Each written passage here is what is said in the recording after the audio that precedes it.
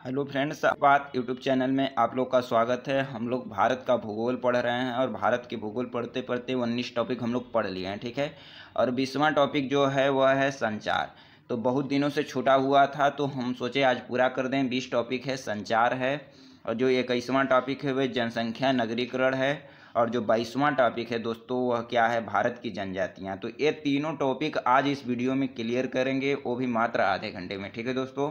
तो ये तीनों टॉपिक जो है संचार है, क्या है, संचार है, और क्या है आपका जनसंख्या नगरीकरण है, और क्या है भारत की जनजातियां हैं। जो महत्वपूर्ण टॉपिक है भारत के भूगोल में, इसे भी माना जा सकता है क्योंकि इससे भी क्वेश्चन बनते हैं, ठीक है दोस्तों। तो आज इसका संपूर्ण विश्लेषण इस वीडियो में देखेंगे, वन लाइनर के फॉर्मेट में संपूर्ण विश्लेषण इस वीडियो में जानेंगे, ठीक है दोस्तों। तो आइए क्वेश्चन पर सीधे 3 टॉपिक आज पढ़ना है, तो धैर्य से आधे घंटे मेरी बातों को सुनिए क्योंकि इससे 1-2 क्वेश्चन आपको पेपर में जरूर करने को मिलेंगे, ठीक है दोस्तों। तो आइए देखते हैं पहला क्वेश्चन क्या कहता है। भारत में सार्वजनिक डाक सेवा की शुरुआत कब हुई थी? 1837 में सार्वजनिक डाक सेवा की शुरुआत होती है। अगला क्वेश्चन कर रहा है वर्तमान डाक विभाग की स्थापना कब होती है? तो वर्तमान डाक विभाग की स्थापना 1854 में होती है।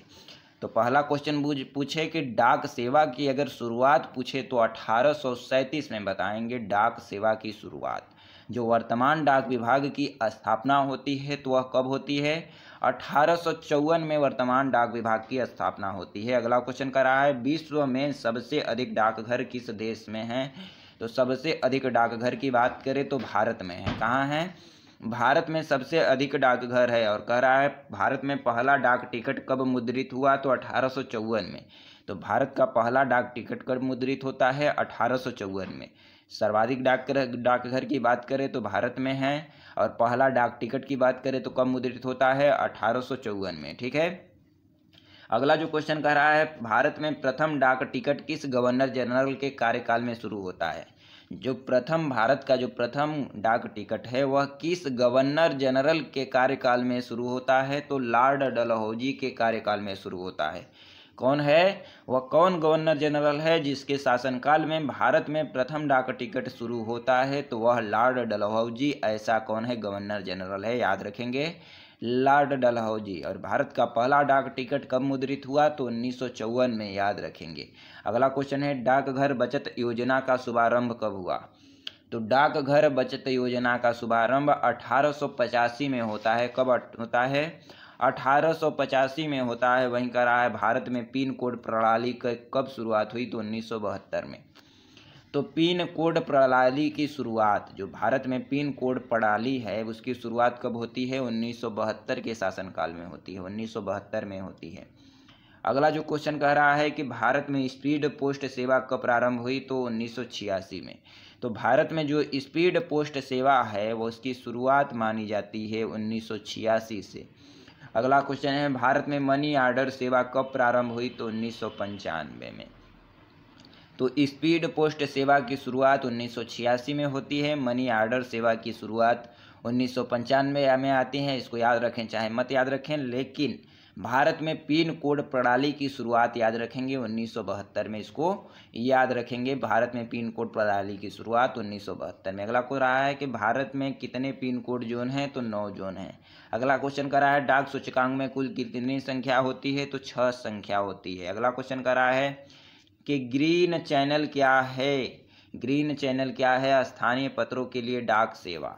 जो ग्रीन चैनल है वह क्या है? स्थानीय पत्रों के लिए डाक सेवा ग्रीन चैनल है। अगला क्वेश्चन कर रहा है भारत में एसटीडी सेवा कब और किन नगरों के मध्य प्रारंभ हुई? तो एसटीडी सेवा कब और किन नगरों के मध्य प्रारंभ हुई?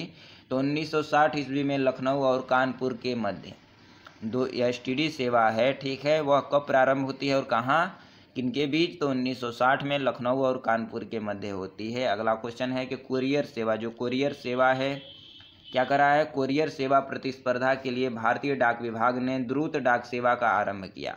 जो कुरियर सेवा है उसकी प्रतिस्पर्धा के लिए भारतीय जो डाक विभाग है वह किसकी स्थापना करता है? द्रुत डाक सेवा का आरंभ करता है। वह और कब करता है? तो 1986 में। यानी द्रुत डाक सेवा का आरंभ कब से माना जाता है? 1986 में। अगला जो क्वेश्चन है जनसंख्या एवं नगरीकरण। तो जनसंख्या एवं नगरीकरण का जो पहला है वह करा है भारत में पहली बार जनसंख्या 1872 के शासनकाल में, मेओ के शासनकाल में होती है, ठीक है। 1872 में मेओ के शासनकाल में भारत में पहली बार जनगणना होती है। ठीक है, अगला जो क्वेश्चन है, भारत में अगर 10वीं जनगणना कहे तो कब होती है? 1881 में। ठीक है, रिपन के काल में। तो याद रखेंगे, भारत में जो पहली जनगणना है वो 1872 में मेओ के शासनकाल में होती है। वहीं 10वीं आधार पर जनसंख्या जो की गणना होती है वह रिपन के कार्यकाल में होती है 1881 में। अगला क्वेश्चन है, भारत में पहली बार जनगणना किसके कार्यकाल में संपन्न हुई? तो लॉर्ड मेयो के कार्यकाल में 1872 में। वहीं अगला क्वेश्चन है कि जनसंख्या की दृष्टि से भारत का सबसे बड़ा केंद्र शासित प्रदेश जो है वह दिल्ली है। तो जनसंख्या के दृष्टि से पूछे तो भारत का सबसे बड़ा केंद्र शासित प्रदेश जो है वह दिल्ली है। अगला क्वेश्चन कर रहा है, जनसंख्या की दृष्टि से भारत का सबसे छोटा केंद्र शासित जो प्रदेश है वह लक्षद्वीप है। तो जनसंख्या की दृष्टि से भारत का सबसे छोटा केंद्र शासित प्रदेश पूछे तो लक्षद्वीप को बताएंगे दोस्तों। तो जनसंख्या की दृष्टि से भारत का सबसे छोटा केंद्र शासित प्रदेश कौन है? लक्षद्वीप है। और सबसे बड़ा केंद्र शासित प्रदेश जो है अगला क्वेश्चन कह रहा है कि भारत के किस राज्य में महिलाओं की संख्या पुरुषों से अधिक है? तो केरल में है। किस में है? केरल में। और सर्वाधिक साक्षरता वाला राज्य भी कौन है? केरल है। अगला जो क्वेश्चन कह रहा है, भारत के बीमारू, क्या बोल रहा है? भारत के बीमारू राज्यों में सबसे घना आबाद राज्य कौन है? तो बिहार है। कौन है? बिहार है। तो बीमारू राज्यों में सबसे घना आबाद राज्य कौन है? तो बिहार है, बीमारू। ठीक है, अगला जो क्वेश्चन है कि मेगालोपोलिस, क्या बोल रहा है? मेगालोपोलिस सामान्यतः कितनी जनसंख्या वाले नगर होते हैं? तो 50 लाख से अधिक जनसंख्या वाले नगर होते हैं। कौन? मेगालोपोलिस। ठीक है, कितने? 50 लाख से अधिक जनसंख्या वाले नगर होते हैं। अगला जो क्वेश्चन कर रहा है, जनसंख्या के आकार की दृष्टि से भारत का सबसे छोटा राज्य कौन है? तो सिक्किम को मानेंगे। किसको मानेंगे? सिक्किम को। तो जनसंख्या के आकार की दृष्टि से भारत का सबसे छोटा राज्य कौन है? सिक्किम है। कौन है? सिक्किम है। अगला जो क्वेश्चन है वह कह रहा है, भारत का सर्वाधिक नगरीकरण वाला राज्य कौन है? तो महाराष्ट्र है। कौन है? सर्वाधिक नगरीकरण वाला राष्ट्र कौन है? महाराष्ट्र है। अगला जो क्वेश्चन है, भारत के किस राज्य में ईसाई जनसंख्या का प्रतिशत सर्वाधिक है? तो जो भारत में ईसाई रहते हैं वो सर्वाधिक किस राज्य में रहते हैं? तो मिजोरम में रहते हैं, याद रखेंगे। अगला जो क्वेश्चन है, भारत का क्षेत्रफल संसार के क्षेत्रफल का 2.4% है, परंतु इसकी संपूर्ण मानव प्रजाति का ये बहुत पहले का जो है डाटा है, तो इसको नहीं याद रखेंगे। अगला जो क्वेश्चन है वह कह रहा है कि भारत में जनसंख्या घनत्व की दृष्टि से बिहार का क्रम है। जो जनसंख्या की दृष्टि से बिहार का क्रम है, केवल राज्यों में तो पहला नहीं है। ठीक है, तो पहला किसका है? वह उत्तर प्रदेश का है। ठीक है, तो जनसंख्या घनत्व की दृष्टि, अच्छा हाँ सॉरी दोस्तों, जनसंख्या घनत्व की दृष्टि से भारत में जो राज्यों की दृष्टि में पहला राज्य किसका है? बिहार का।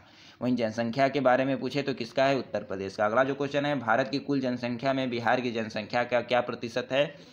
तो 8.04%। ठीक है, 8.04%। वहीं अगला क्वेश्चन कर रहा है, भारत की तीसरी सर्वाधिक बोली जाने वाली बोली कौन है? तो तेलुगु है। कौन है? तेलुगु है, तीसरी सर्वाधिक बोले जाने वाली बोली है। अगला जो क्वेश्चन कर रहा है, भारत के राज्यों में किसका जनसंख्या घनत्व तो सबसे कम है? तो अरुणाचल प्रदेश का। जो राज्यों में, भारत के राज्यों में जो जनसंख्या घनत्व तो सबसे कम किसका है? अरुणाचल प्रदेश का। वहीं कह रहा है, भारत की वर्तमान आबादी में 65 वर्ष से अधिक आयु वाले व्यक्तियों की लगभग प्रतिशतता कितनी है? 5 से 6% है। कितनी है?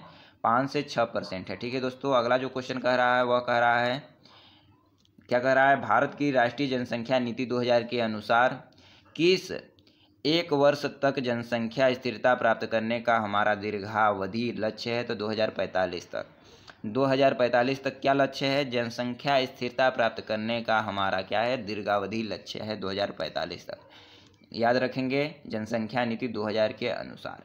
अगला जो क्वेश्चन है वह बोल रहा है कि किस वर्ष को भारतीय जनसंख्या के इतिहास में महान विभाजक वर्ष कहा गया? तो 1921 को महान विभाजक वर्ष के रूप में जाना जाता है, भारतीय इतिहास के रूप में। ठीक है, तो भारतीय जनसंख्या के इतिहास में महान विभाजक वर्ष कहे तो 1921 है। ठीक है दोस्तों, अगला जो क्वेश्चन है, भारत की जनजातियाँ। तो भील जनजाति कहाँ पाई जाती है? तो महाराष्ट्र में पाई जाती है भील जनजाति। तो भील जनजाति की बात करें तो महाराष्ट्र में पाई जाती है। कौन जनजाति? भील जनजाति। अगला कह रहा है, भारत में सर्वाधिक बड़ी जनजाति कौन है? तो गोंड जनजाति। भारत में सर्वाधिक बड़ी जनजाति है गोंड जनजाति। ठीक है, अगला जो क्वेश्चन है, गारो जो जनजाति है वह कहाँ पाई जाती है? जो गारो जनजाति है वह कहाँ पाई जाती है दोस्तों? गारो जनजाति की बात करें, एक मिनट, गारो जनजाति, तो गारो जनजाति कहाँ पाई जाती है? मेघालय में। तो गारो खासी जयंतियाँ, 3 प्रकार की जो जनजाति होती हैं, ठीक है, मेघालय में पाई जाती है। गारो जनजाति, बोडो, ठीक है, बोडो जनजाति कहाँ निवासी कहाँ के हैं? तो गारो पहाड़ी के। जो बोडो निवासी हैं वो कहाँ के हैं? गारो पहाड़ी के, ठीक है। अगला क्वेश्चन करा है गद्दी लोक निवासी हैं हिमाचल प्रदेश के। जो गद्दी है वो लोक निवासी कहाँ के हैं? हिमाचल प्रदेश के। वहीं कह रहा है सोमपेन जनजाति कहाँ से है, कहाँ की है? तो सोमपेन जनजाति कहाँ की है? निकोबार, अंडमान निकोबार द्वीप समूह की कौन है?